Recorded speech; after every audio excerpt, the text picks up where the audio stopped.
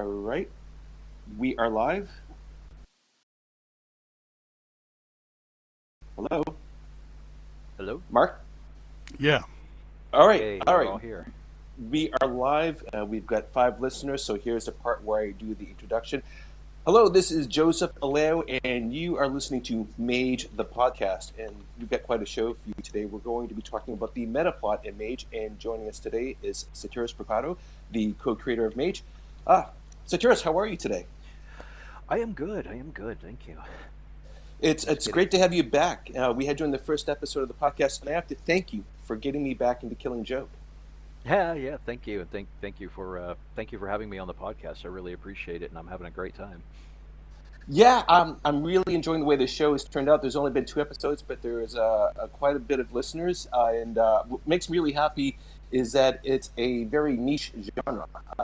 It's first of all, it's not talking about pop culture; it's talking about games, and not just role-playing games in general. It's talking about Mage, which is not a lot of people know about it, but more people than expected.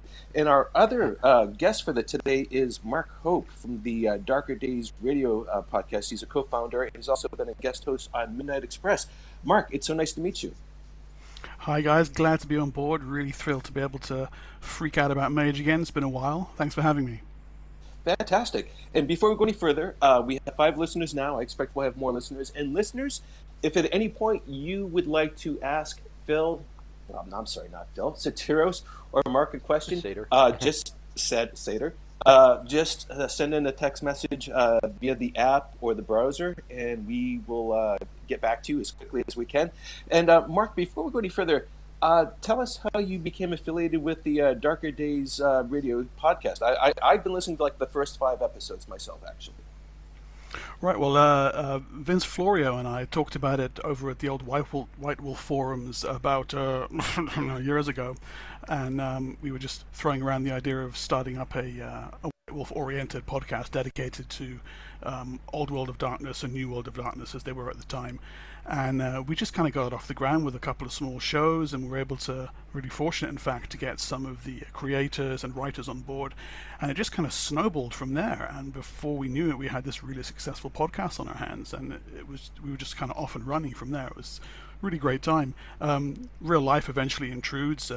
Vince dropped out, and for me, because of work reasons, I had to step aside, and we handed the show over to a couple of guys who were initially our listeners and then became the hosts, Chris Handley and Michael Andriuk, and they brought on Sandchigger as well, Chig, and the podcast now is just, it's doing incredibly well. They've been invited to attend at conventions and were the official podcast hosts at the Grand Masquerade recently.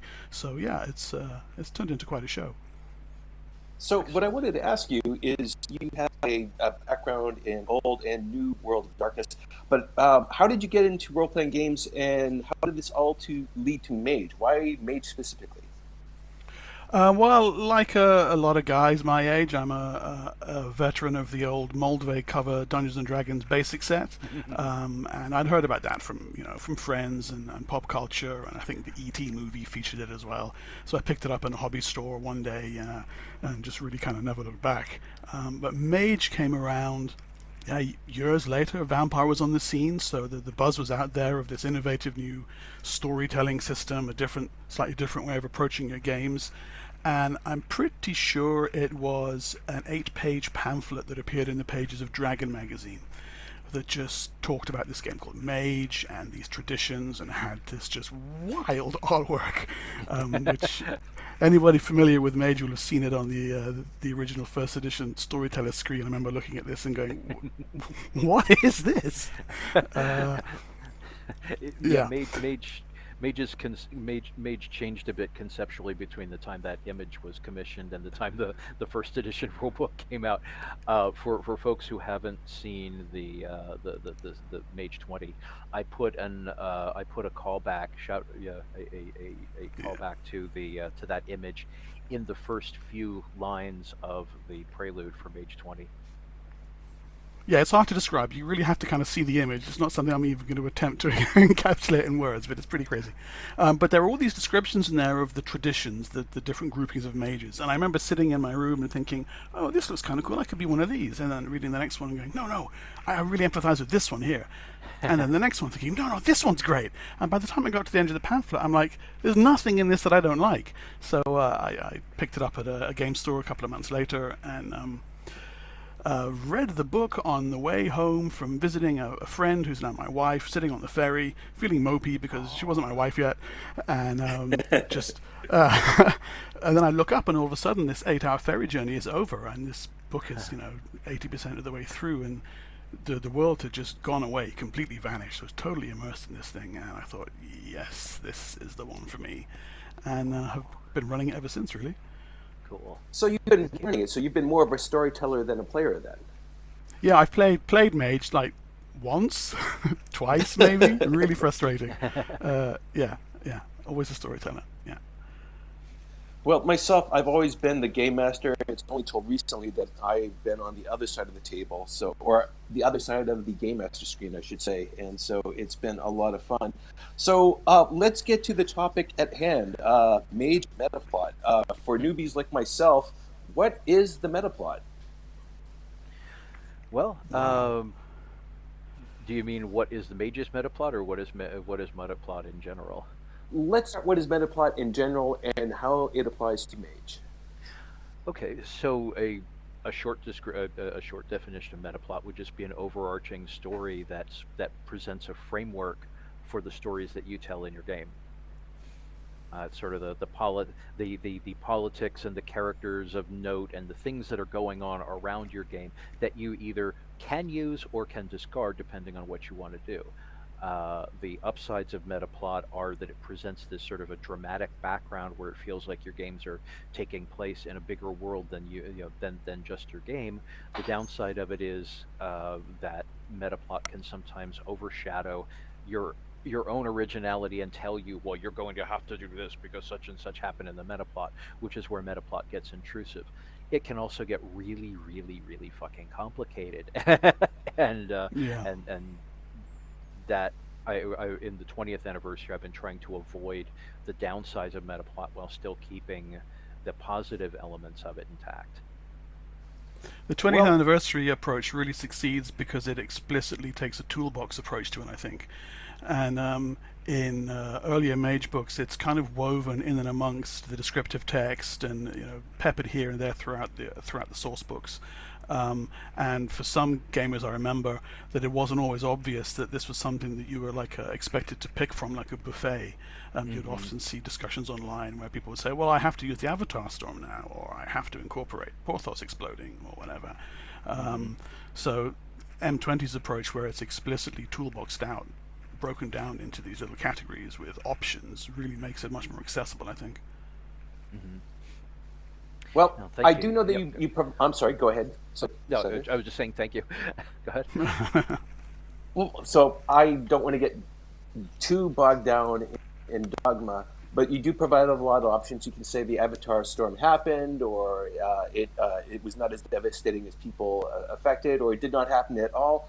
But you provide a bunch of options for the Metaplot. But do you have, in your own head, a definitive version about what the storyline is for Mage right now?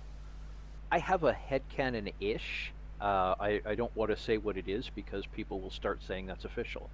And one of the big things, I mentioned this a few weeks ago when we were talking, but people may not have heard it back then. When Rich Thomas of Onyx Path Publishing, when he and I first started talking in 2012 about what to do with Mage, we agreed that we wanted it to be a Mage for all Mage fans. The Avatar Storm Metaplot is still extremely controversial among Mage players, and we wanted to heal the edition breach, the edition war breach, and we wanted to, rather than say it did and alienate the people who didn't like it, or it didn't and alienate the people who did, we wanted to make it so that anybody who wanted to play Mage could play Mage without being saddled with a Metaplot says X.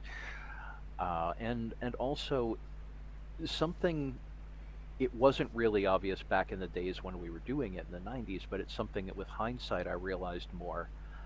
is that the true spirit of Mage, if you have to say what the heart of Mage is, it's empowerment. It's saying to the players, you have the power to create your reality. And I feel that a metaplot that insists that this had to happen is interfering with that core that core ethos in Mage, to say that you have to shape this reality got shaped for you goes against the whole spirit of the game. So in Mage 20, I said, this is some guideline. These are some guidelines. This is what could happen, but ultimately, your table, your story. We're not going to tell you what happened at your table. Now, I'm going to let Mark take over the show in a few minutes, and because I think this is his baby. And by the way, anyone who's listening, if there is a topic that you want to address on the show, by all means, let me know, and either I will raise it or I will invite you on the show and let you take the lead. I do have a question from Tommy Z on Twitter, and he wants to know what plot ideas didn't make it into the Ascension book for the end of the world. As a newbie, I have no idea what he's talking about. I don't actually know, because I was not involved with I was not involved with the line at that point. I had left Mage several years before that. I do know one thing that was virtually left out of, and I'm not entirely sure why, but was virtually left out of the revised era, was the idea of Nephandic infiltration in the technocracy, which we'd been building to for several years, and it kind of came to a peak in Technocracy, the Guide to the Technocracy, and then virtually disappeared until Mage 20. And that would actually be a Jess or a Jess Hennig or Bill Bridges question, because I have no idea why. But the Ascension book, I wasn't involved with that. Again, that would be a Bill Bridges question, because he was the developer for it. All right. Well, I think I'm going to jump in at some point to ask you more about the technocracy and the fundamental plot. But Mark, I'm going to let you take over. Okay. So when we were just talking initially about an episode about the Mage and Metaplot, I sat back and I thought, we've got to find a unifying theme here, because the Metaplot is so vast and it's so intricate, and you could take any one area and drill down into it and just make a show about that. So I tried to identify what are the core elements. Are there any driving strands, any pillars upon which the Metaplot rests? And I just completely arbitrarily, in the end, picked three that struck me as being recurring plot elements. And those, namely, are the House of Helekar, Doissetep, and the War of Ruins, and the Horizon War that spills out of it, and the Reckoning. And that last one that's a big category. So I thought it might be fun to look at each of these and just kind of see how they play out in the game, but also look at them from some, from a slightly analytical point of view, namely what's the point of having this metaplot element in the game? What's its thematic purpose, other than just here's some new bad guys to punch? Also, what changes do you need to make it work in your home chronicle if you're not just going to adapt it by the book in black and white? You want to bring it on board in a game that's been running for a while, but you don't want to necessarily change everything to suit. And an interesting point I thought was, should you check it with your players first?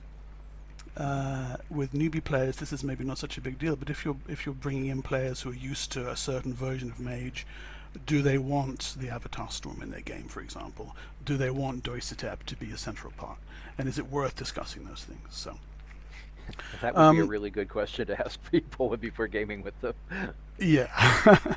Okay, so the House of Helekar. Let's just jump in with that one. House of Helekar, Satya, correct me if I'm wrong, really gets its first appearance in the Book of Chantries. Yes. And this is kind of a source, like a primary source for a lot of Mage's metaplot. It's pretty much all of Mage's metaplot, or a large portion. It's where the metaplot starts. For folks who haven't seen the first edition rulebook, the first edition rulebook had virtually no metaplot. It presented the traditions and the technocracy and said, these are these groups, and they have these rules, and they're doing these things.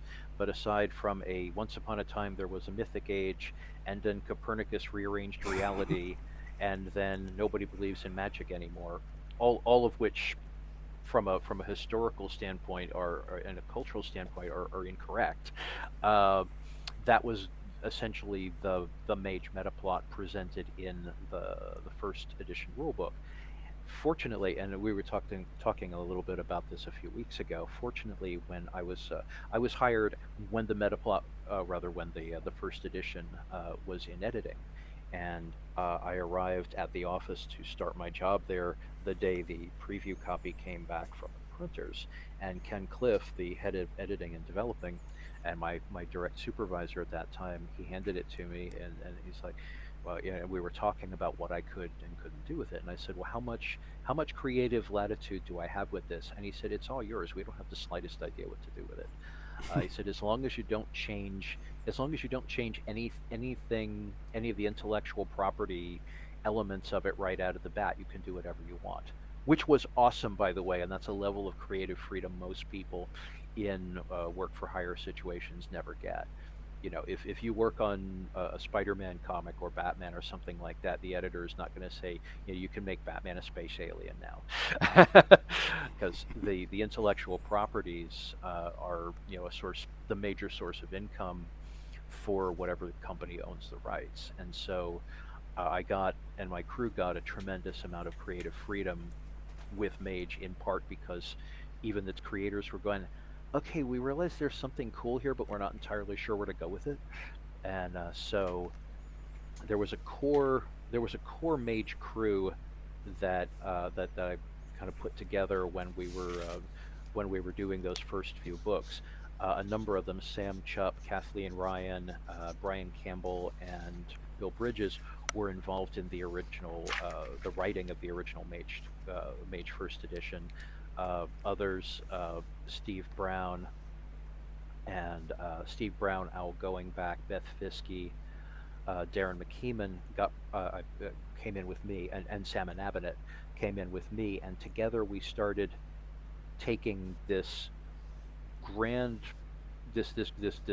architecture of phenomenal ideas and trying to make it make sense in a dramatic way that was at least marginally historically and culturally accurate, had room to move, and presented an epic metaplot that got across themes. And I think this goes back to your original question there, Mark. We always felt that the themes of Mage would be, you have the power to change the world, but that power can corrupt you and usually does. Therefore, you have to be very careful with what you do, because that power has corrupted the other people around you. And the whole Ascension War framework is based on the idea of a bunch of people with warring ideologies saying, no, my reality is the best reality. That idea, I felt, is an innately corrupting one. We're seeing it play out right now in real life, which is weird. Yeah. And we built the Metaplot around the idea of reinforcing that theme, that you have the power, but the power corrupts. And the idea, we also talked about this a few weeks ago, my primary inspiration for Mage has been Akira Kurosawa's film Rashomon, which presents a crime from 4 different perspectives, and each of the perspectives tells the story of what happened differently. And from the book of Chantries onward, I told my crew, I said, we're playing Rashomon with this. Is what I coined the term the Rashomon effect. And I said that what iteration X says happened is not what the Akashiana said happened, which is not what the ecstatics say happened, which is not what the people who are none of the above say happened. Reality is somewhere in between all of those different versions, but everybody is seeing reality through their own filter, and in the case of the mages, is creating it too. That's where the conflict in Mage comes from. It's less about technocracy versus traditions, as far as I'm concerned. Other people, have their own takes on it, and like I said, your table, your rules, your reality. But my take on it has always been that the real the real conflict within Mage is what the Ascension War at its core is, the battle the battle for building a reality and not corrupting it. That is externalized by the traditions and technocracy and so forth, but it's really more internal than external, and you can tell a lot of stories with that. So going back to the book of Chantries, we decided from that first book on, Steve Brown, Jim Moore, and I were working on that one. And I said, okay, well, we might as well start building. Why does this stuff make sense? Steve, there's an amusing story I'll try and keep really short. My first task as the Mage developer was to stop Steve from quitting that book. Steve Brown was a freelancer, he wasn't on staff. He had been assigned to write a 100,000 word source book, and because Mage First Edition was being rewritten up until the very last minute, he had no idea what he was supposed to work with. So he was on the phone when Bill Bridges picked me up at the airport and brought me to the offices. He's telling me, you got to call up Steve Brown and talk him out of quitting. Wow. So after talking with Ken, I got in my brand new office, got my brand new phone, and started going, okay, Steve, what do you need? And he's like, I don't know, I don't even know. I'm supposed to have this book written in a month, and I don't even know where to start. And I said, okay, well, let's start with people. Ultimately, these Chantries are filled with people. Let's create people. And we brainstormed back and forth for hours about the different people and different conflicts within the Chantries, and why that made them interesting and treacherous places to be. He threw a bunch of ideas in there. I threw a bunch of ideas in there. We both wrote up the characters, sometimes together, like he'd throw out a name and I'd write the background, or I'd throw out a name and he'd write the background, or one of us would write the background and the other one would rewrite it. But this in a tremendously short period of time. I think it was 3 weeks between the time that I took the job and the time that that I had my first draft from him and I started writing around it, which is a process I still use today. Basically, as a developer, I look at the project that I'm working on, first try and put together a framework for what I think this book should be, collaborate with the other contributors if there are any, and then when they send in their drafts, I look at it as if I was a person purchasing that book, going, okay, what else would I need from this book, and then write it. In the case of the Book of Chantries, we felt like Mage needed personality. The first edition Mage book threw out a bunch of names of characters, and it had Amanda, who, as a lot of old school Mage fans will recognize, became a framework for Mage in general. Her story, but it threw out a bunch of names, but there wasn't any context or humanity to it. There were a lot of really great philosophical concepts, but I felt like Mage needed humanity. And so I said, to strip all these concepts down to who's doing what to whom and how does that feel to them. I'm an actor. I was trained as an actor and spent 10 years in theater and film before I became a writer. And so I said, ultimately, what's going to make Mage relatable, make all these wild philosophical ideas in Mage relatable, is if we can bring it down to a visceral human reality and go, how does this feel to have this situation? What does it look like to be in this situation? What relationships do you have, and how do they affect you in this situation? Because all the high-flown philosophy in the world doesn't mean a damn thing if you don't feel it. No. And you can really see that happen in the Book of Chantries, where I was going to say exactly the same thing. What makes the metaplot come alive are the characters that are in it, and their motivations and their clashing rivalries and what have you. And in the case of the House of Helekar, Voormas is a perfect example of that. He's this guy who is the head of this Euthanatos Chantry, which ostensibly has been the prime Chantry of the tradition for hundreds of years, and he takes over, and he's completely insane. He's tainted by Jor, by death resonance, and you mentioned Ascension earlier on there, Joe. He gets a really full flowering as the principal villain of the end game of the line, where you have this Euthanatos guy who's afraid of dying, and it leads him to carry out a whole variety of dreadfully corrupt and heinous acts, tapping the death resonance from nodes like Dachau and death camps and what have you, sending out bands of assassins to do his bidding. And he is a perfect example, just looking at the question of what's the thematic point of this. He's a perfect example of this is what can happen to you as a mage. If you go too far in your belief system and you don't keep a good hand on your morality and how you're affecting the world around you, you too can fall. This can happen to you too. So he stands as a good Go ahead, Sorry Joe. Sorry to interrupt here, but as long as we're talking about characters, you mentioned Amanda, and actually Anja Rebecca Schultz from the Facebook group. Hi, Anja. She wanted to find out, will the story of Amanda ever be continued? And you actually answered that on Facebook, but I thought this would be a perfect time to address it here as well. I don't want to speak for Kathleen Ryan, but I do not expect that it will. Kathy took a pretty heavy beating from people. One of the things, and we talked about this a bit a few weeks ago too, I joke, but it's a serious joke, that we at White Wolf were taking internet hate before people even recognized the internet existed. It's true. We have got we've got an amazing fan base, especially with Mage. Mage fans, in my experience for the last 25 years, are by and large really awesome people. But the Japanese expression, "and the nail that stands out is the nail that gets hammered," is very true in the age of the internet. And from the earliest days that White Wolf had an internet presence, there were people who would throw shit at us just because they could. I've got a saying that takes me that has gotten me through decades in working in the arts. So that no matter what, if you do something extraordinary, no matter what it is or how well you do or don't, how well or how badly you do it, there are going to be the people who worship you for doing it, and there are going to be the people who throw shit at you for doing it. Make sure the trick to surviving in this business is making sure the first group doesn't go to your head and the second group isn't right. And the shit-throwing quotient, as we've seen, especially since Gamer, on women in this business.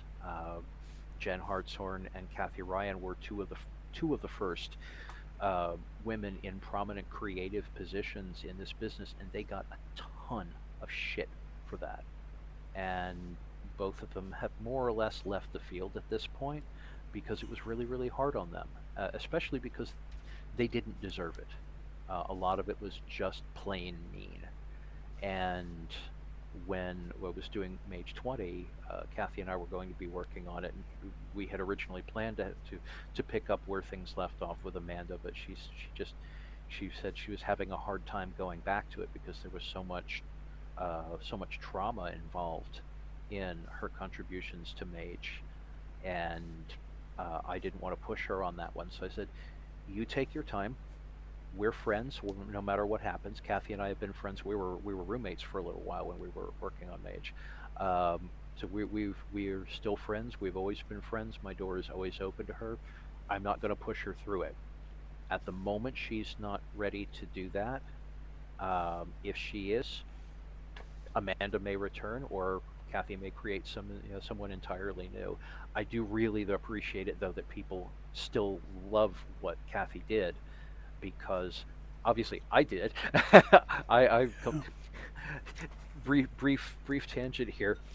So Neil Gaiman wrote her a fan letter for her work with Amanda. We were White Wolf published some of Neil's stuff back in the 90s, and Kathy met him at Dragon Con in 1995, shortly after, right after Mage 20 came out, and she gave him a copy and said, I kind of appreciate that you're not going to get a chance to read this, but you were really inspirational to my work, and I just wanted to give you a copy of this.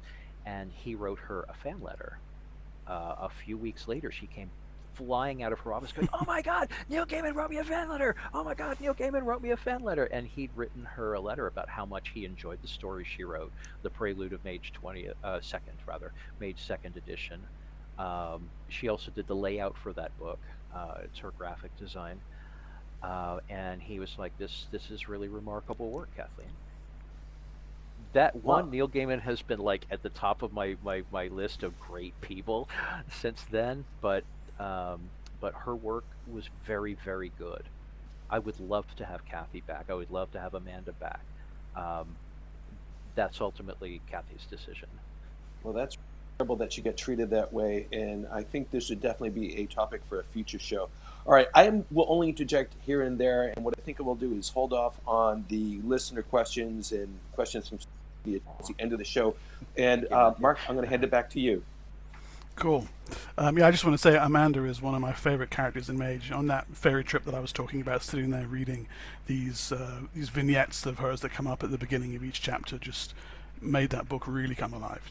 Just fantastic writing, a great character, and it's a real shame that that you have to suffer that kind of stuff. It's terrible. Back to the House of Helekar then. So Helekar, yes. yeah. So the thematic elements here are pretty obvious. Don't do this; it might happen to you. You can adapt it for your home chronicle, I think, pretty easily.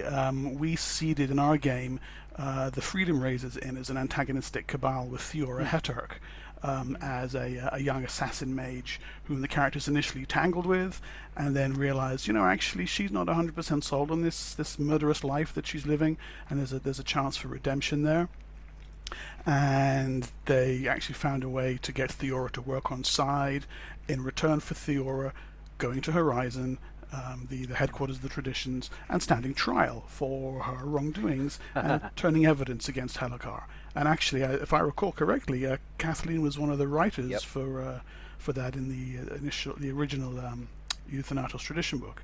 So we riffed on that and used this as a way to bring a human face to this otherwise pretty inhuman bunch of monsters. So they're not too hard to fit in.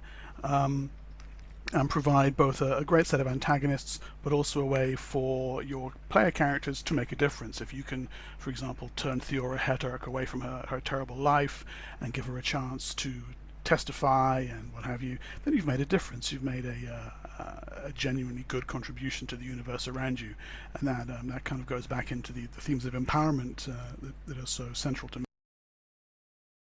I think it's something you can get into the game without needing to check with your players so much, but that's not necessarily the case with some of the other Metaplot elements. So the next one on my list was Doissetep, which is this giant ancient chantry of the Order of Hermes.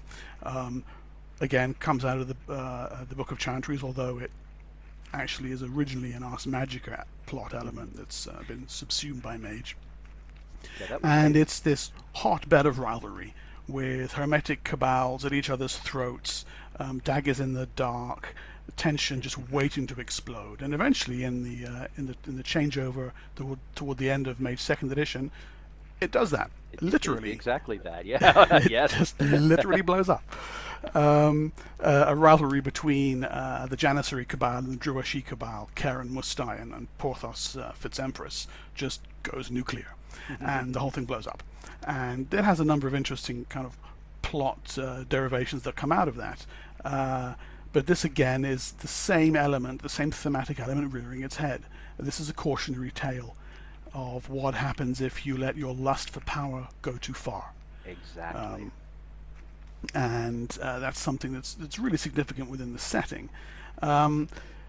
Should you check it with your players first? Well, I'm not so sure about this, because I think if you're using Doissetep in the game, and you're using it as it's written, this pressure cooker is already on stage, like a Chekhov's gun almost. You know it's going to go off. And the important part here is, how do you make your player characters part of that?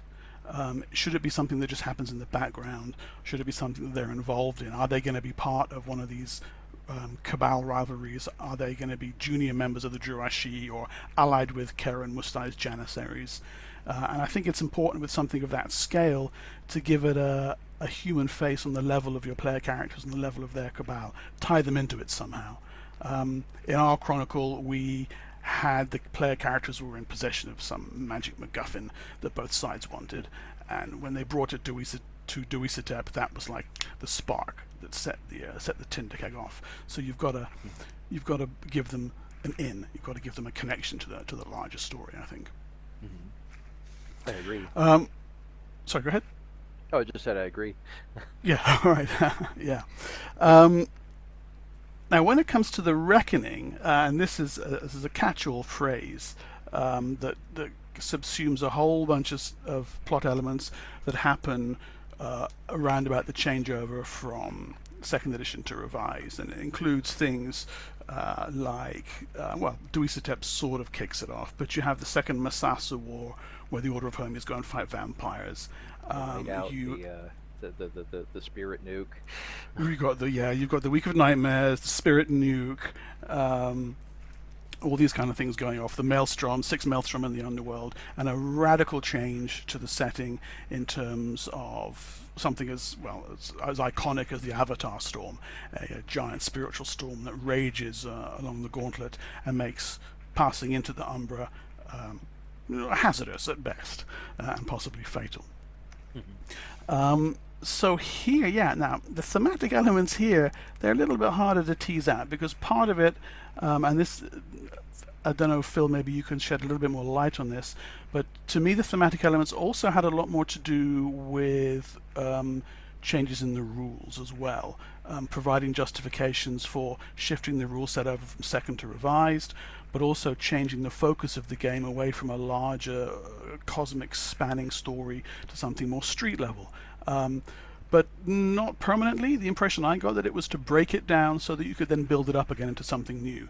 And certainly you see this through the later books in the revised line, where very rapidly you get ways to avoid the Avatar Storm, and the Council of the Nine, which has been beheaded, grows a new head, ideally with the player characters' faces on it in some way or form. This is something, though, I think that you might want to discuss with your players if you're considering using it, because it makes such a radical change to the setting, and just the amount of internet shouting that's gone on about this topic is probably a good testament to that, I think. Yeah, the whole reckoning thing was a complex, kind of a complex stew of a number of things that were already in motion, combined with some economic factors that were that had impacted the company and the company's scramble to deal with those. Without getting into too much detail, several of the things like the Horizon War and the implosion of Doissetep came out of the Ascension Warrior trilogy, which I was working on with. God, why am I blanking on his name now? That I can't believe I just did that.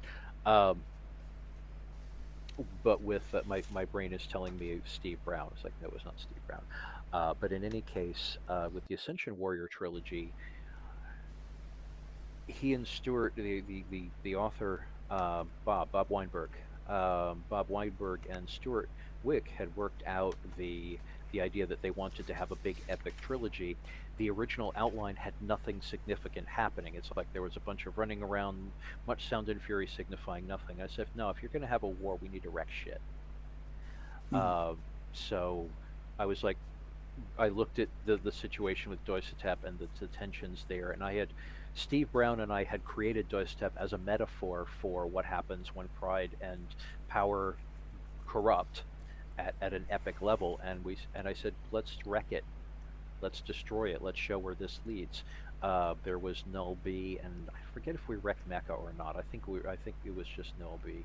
But in any case, I took the opportunity to go, hey Bob, let's wreck this, because I said a war needs casualties, and the implosion of Doissetep.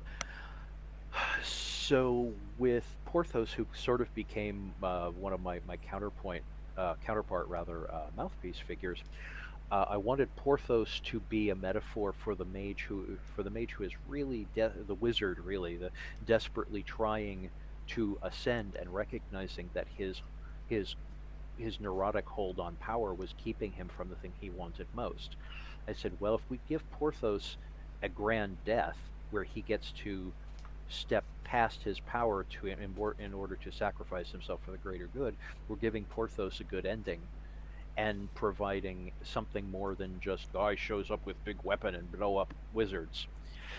Because I'm like, that doesn't work. Doissetep is too powerful to be destroyed from without. It had to be destroyed from within, which again, metaphor for the Mage's quest in general. With the Horizon War, initially the idea was that the Ascension Warrior would show up and be challenged and defeated. And I was like, no, he needs to bring people in and wreck shit. So me personally, I think the traditions are fucked. I think they are understandable, yet in certain degrees, and lovable in certain degrees. But they're also, and I wrote an essay about this in the book of the Book of Secrets. They're also really scary magical fascists who say, reality is going to be best when I'm in charge of it, and that's a frightening idea if you're not one of them. So I said I wanted to make a mess. We did the Whiteout, the Great Whiteout, the Great Crash of the digital web, to show that even projecting your consciousness outside your physical body wasn't going to save you from what was going on around you. And so those things were already set in motion when, in 1996, for a variety of complicated reasons, the role-playing game and comic industries suffered a huge economic crash in 96, 97. It was partly because of collectible card games, over speculation on collectible card games combined with Marvel Comics and Ronald Perlman, who was a Wall Street investor who was running Marvel Comics at that time. Marvel Comics doing some remarkably stupid business decisions, which resulted, between those two factors, in over 30% of the comic and gaming stores in the United States going out of business in less than 6 months. Whoa. I was working in a gaming store in '96, and I remember just thinking, "What the hell is happening?" Yeah, Yeah, exactly. It was outrageous. It was outrageous. Yeah. And that was catastrophic. It wiped several companies out completely, and it put White Wolf, we had gone from success to success to success. We were banking on another successful year, and suddenly we ended up losing $4 or $5 million instead, and we had to scramble. And part of that scrambling was make the book sell better. And people can criticize management, and I've certainly been guilty at times of criticizing management for that, but it was a pragmatic decision. It was either make the book sell better now, or we're all out of work by next year. So and the things that weren't selling got canceled. Wraith was not selling at all back then, and so Wraith and Changeling got canceled. And so as part of that, to build up to it, rather than just stop producing the books, Ian Lemke and Richard Dansky were told, let's build this into Metaplot. Let's build the fact that we're canceling these lines into the Metaplot. And in Rich's case, Rich Dansky's case, he came to me and he's like, so do you think this thing would what do you think if somebody from the technocracy did this whole spirit nuke thing and set off this chain reaction? What kind of a reaction would that have? And I said, well, it'd really screw things up on a metaphysical level. I personally was on my way out of the company at that point, for a variety of reasons, which all boiled down to I was having disagreements with the management. They were having disagreements with me, and I was completely burned out and had gotten very hard to work with. So by the point where Rich asked me that question, my answer was basically, fuck it. Do whatever you want. They did. Blow it up. Yeah. They blew it up. And because we had been doing thematic elements, it was also on another meta level here. The idea that there was a ticking clock behind the world of darkness had been established, from the very beginning. And something we were realizing around 1995 or so was sooner or later we had to have a payoff. Otherwise, it was just, it's around the corner, it's around the corner, it's around the corner, it's around the corner. We had to do things to keep the stakes high and keep the drama up. And so there was talk about, and a lot of debate about, whether or not to just end the world of darkness in 2000. As it was by 1997, when these factors started, really becoming important, and the idea it was decided that 1998, I think it was 98 or 99, I forget offhand, but would be the day of the or the year of the reckoning. We had the year of the scarab, and the year of the assistant, the approach, the ally, something like that. And they said, okay, we're going to do this the day, the year of the reckoning. And so the idea that we were just going to take all the lines and shake everything up was something that, both for artistic and for economic reasons, we were doing. Also, a lot of people felt like Mage had gotten too big. Even I felt Mage had gotten too big, and I was trying to scale it back a bit. And the decision was made in sales and marketing after I left, that we're just going to make Mage a lot simpler. And Jess Hennig was given his marching orders on, you will do this.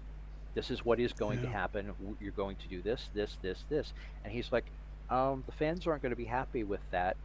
And the response was basically, Mage needs to sell better. Make it more like Vampire so it sells like Vampire. that didn't work out so well in terms of the sales wise because it alienated a lot of fans. But all of these decisions came from a combination of creative decisions and and economic ones. I think it's an So, interesting one in hind. Sorry, carry on. oh, I was just saying there was a lot of stuff going on in Yeah, there. it's multi-layered. But I think the Reckoning is an interesting one in hindsight because it was a big shake-up at the time and there was a lot of dissatisfaction with it. But as we grew to incorporate it into our ongoing campaign, it's actually turned out to be one of the most interesting plot elements. The idea that you have this avatar storm, which it can come and go.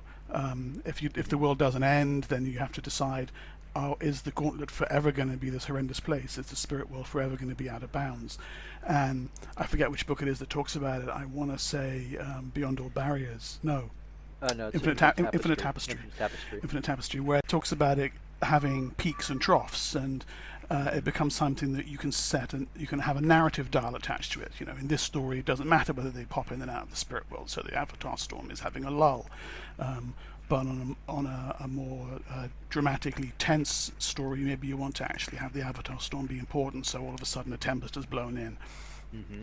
And I also quite like the way that it not so much reset it down to street level, but gave a renewed focus on that, because the Mage had indeed gotten pretty big, and by the later days of second edition, we were fighting angels on space shuttles with katanas. So it was kind of nice to have a sort of a refresher to go, well, actually, let's take a step back, and what were street level games like again? Oh, yeah, they're actually really good fun.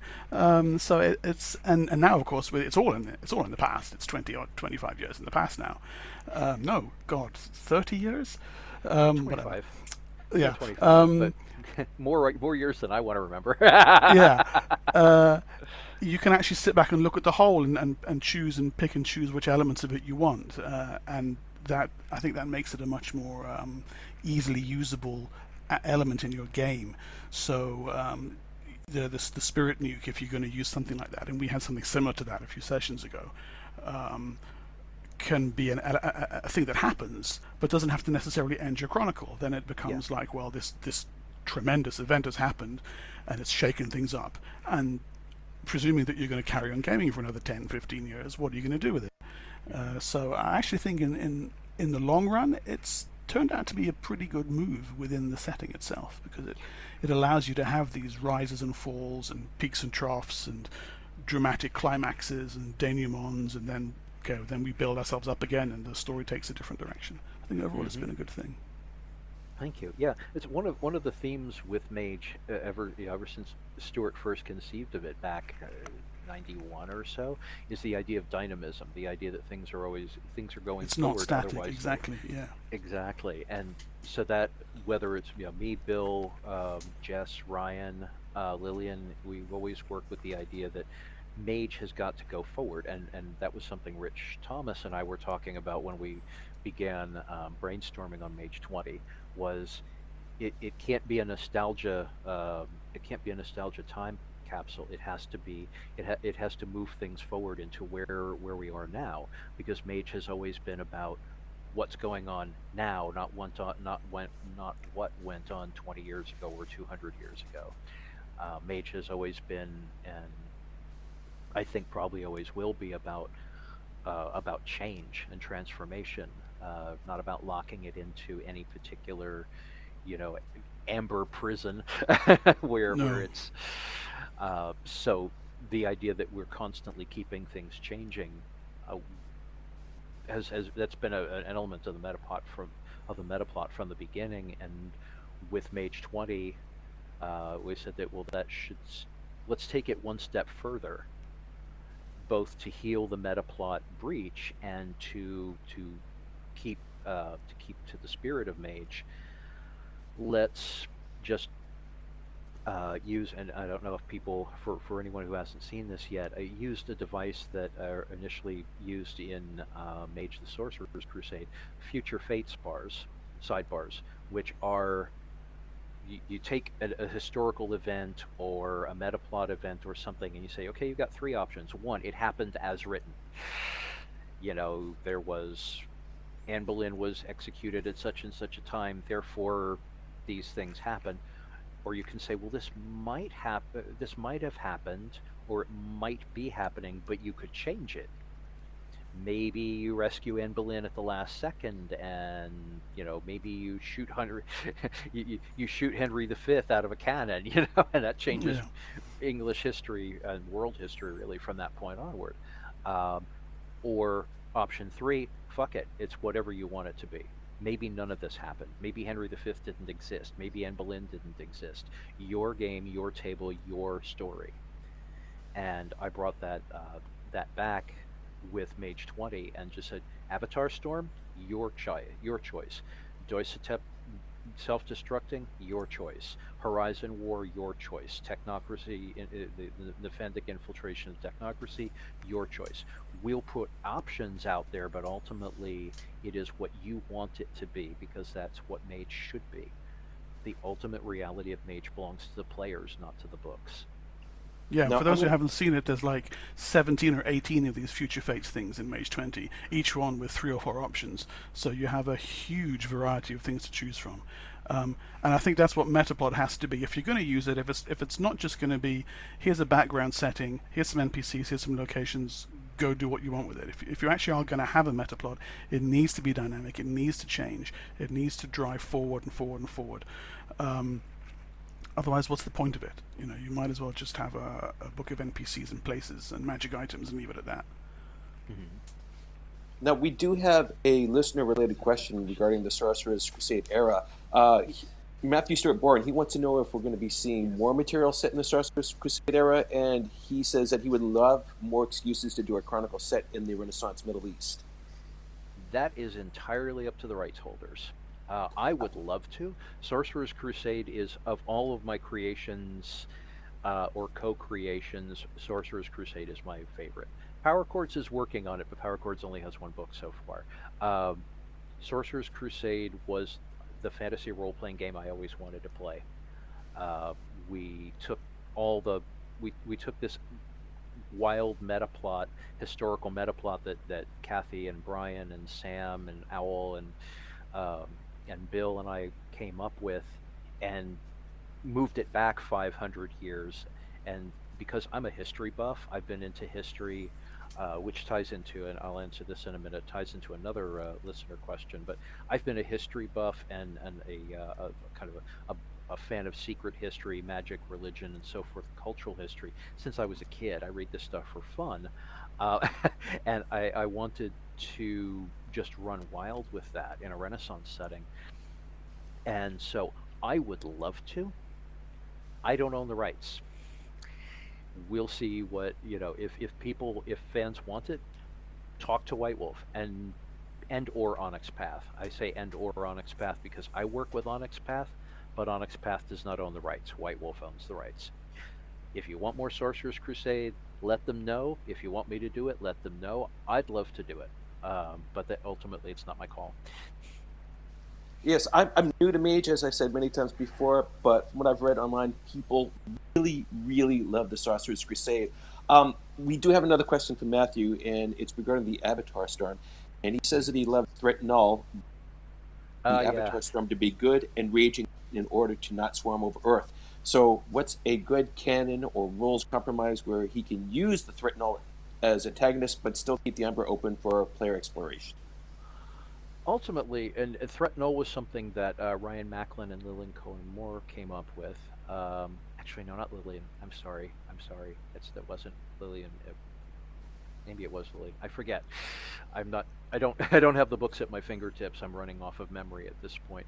But that was something they came up with because they wanted, similar to how the House of Helekar was Steve and Kathy and I wrangling with the way the Thonatoics were presented in first edition, with why the hell would anybody want anything to do with these crazy fuckers?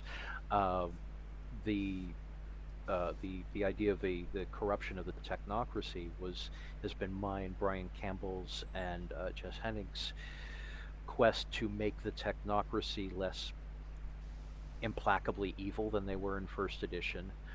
The invasion of Threat Null was Ryan was Ryan's way of going.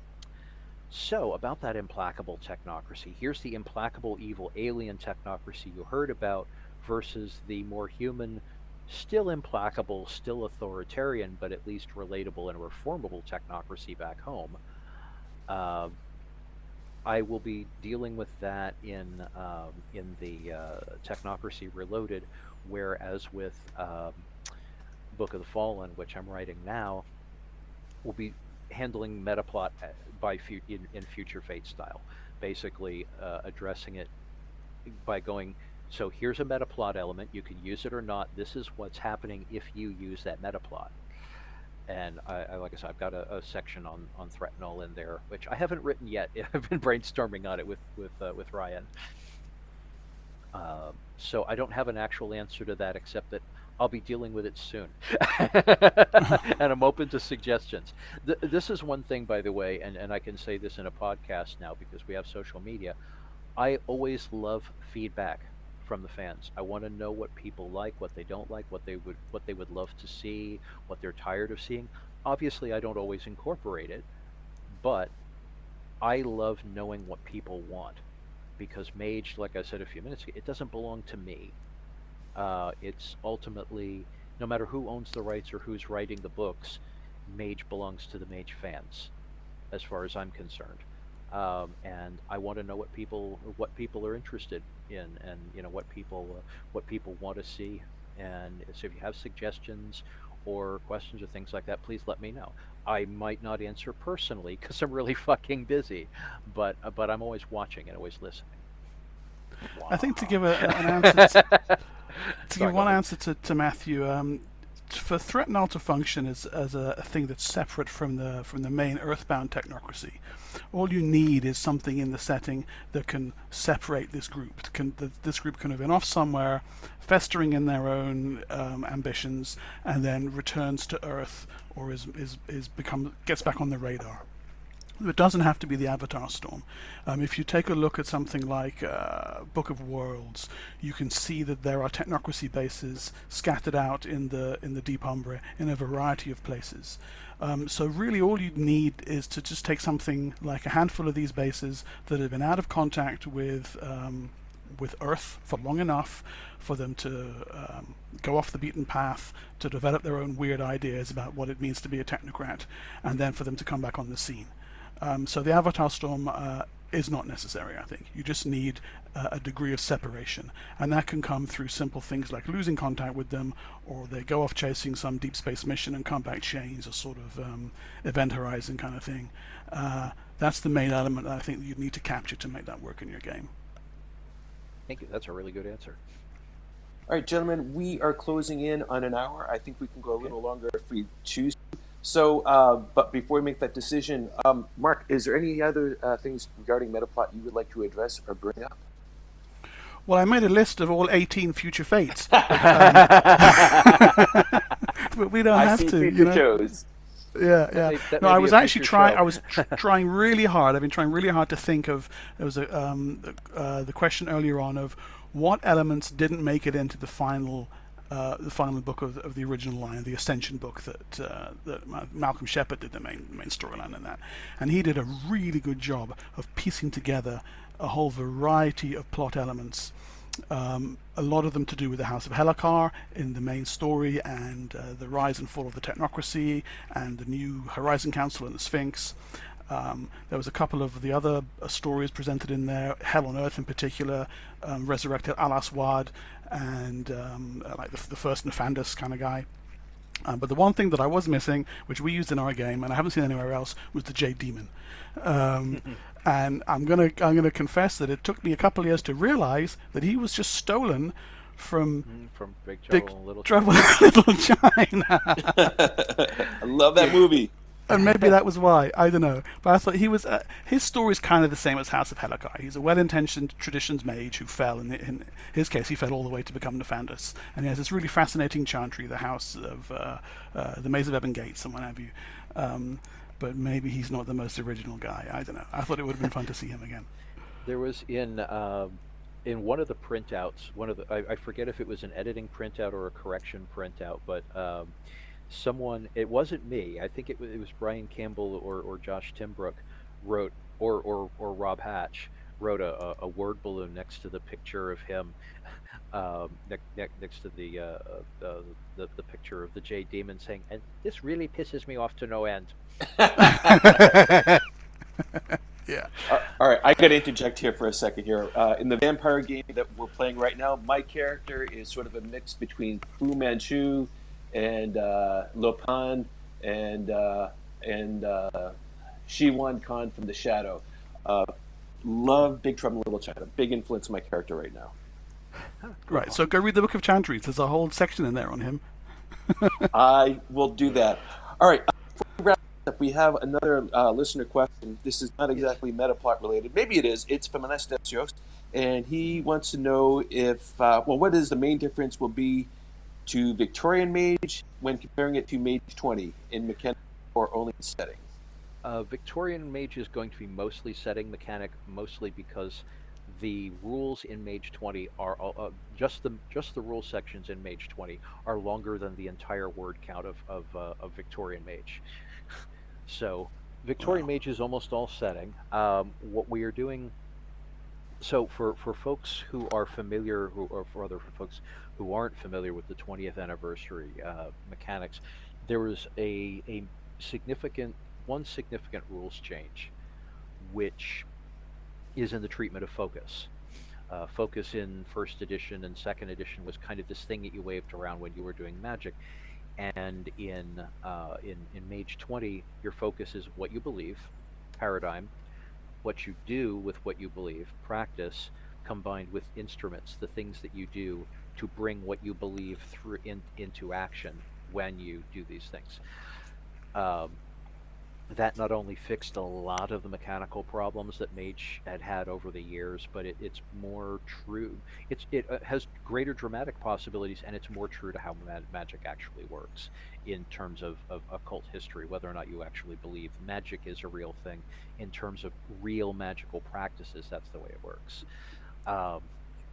So the primary, aside from dealing with traits or merits and flaws that you have in the Victorian era that you don't have in the modern era, most of the mechanical elements of Victorian Mage are going to be focus related.